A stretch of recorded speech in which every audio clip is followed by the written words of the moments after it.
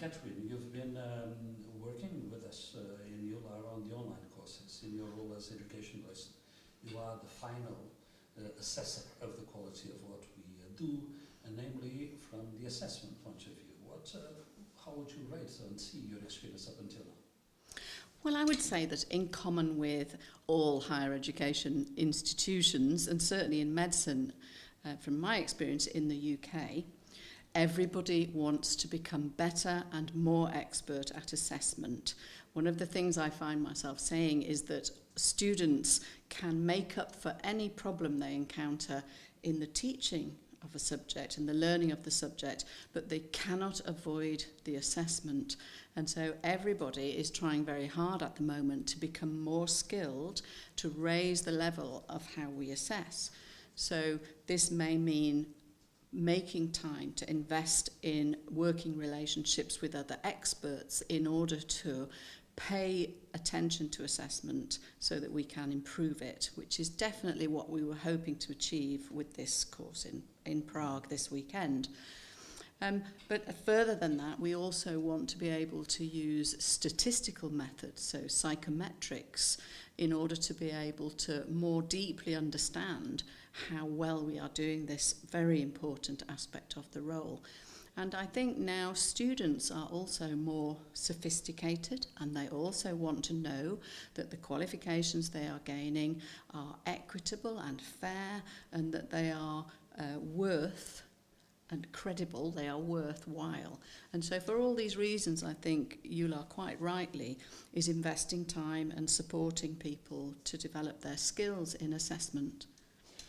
Now, we have produced, and EULAR has produced, with your help, some guidance for authors.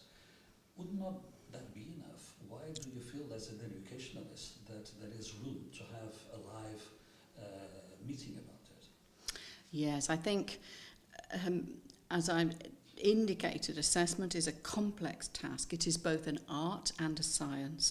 And so people need some time, in fact, to build good working relationships, to compare, challenge, and perhaps change their views and judgments in order to operate. Even a very clear set of rules and guidelines don't always work in the same way. And so, as in medicine, we are working as experts to apply rules and facts in a variety of different situations. It is the same with assessment. It is a high order judgment that we are required to make, and so we do need to put in work to understand each other clearly across the whole of Europe, people coming from lots of different traditions and backgrounds for assessment perhaps, to make sure that we do understand each other as fully as possible.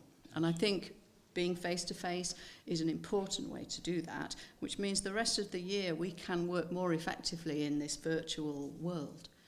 My feeling, having participated in the course, is that actually people value that quite a lot. Could I ask you, let's say, to summarize what you feel are the most important challenges that teachers in the online course have been facing with making good questions? I think one of the challenges, as I said, is having enough time and energy to focus on this task, and also perhaps to the chance to get feedback from each other, to test out their questions with other colleagues. We are trying to communicate without ambiguity, with great clarity, and to relate to the entire syllabus and make sure that we are not overlapping with other areas of teaching, for example. And that is difficult to achieve alone, and so I think communicating with others has helped people with that task. Okay. Any other issues you'd like me to raise? I'm not so sure. I hope that investing in this way will really enhance how people work as a team from now on, and also that people need not be frightened of assessment and this challenging area. And so I think it will reassure them, and I hope people will now feel more willing to look calmly at the guidelines and apply them. And I hope that people who were not able to join us in Prague this weekend will look at some of the material we have recorded, because we'd very much want to make sure that they also are going to work with us in each team to help the team meet its deadlines in order to make sure that fair and good assessment is online for our students when we say it will be. So Right. thank you. One last point that I'd like to have your views on, Catherine, is that EULAR had the intention with these courses not only to improve its own online course assessment, but also to help rheumatologists who are educators in their own countries to improve their pedagogical and educational skills. Do you believe that the course achieved that goal?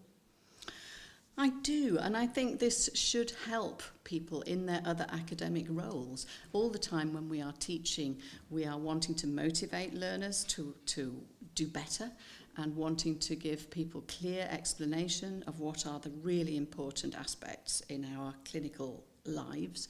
And so we are all engaged in assessment all of the time, and yet there are few opportunities to have very specific technical guidance about exactly how to do it effectively.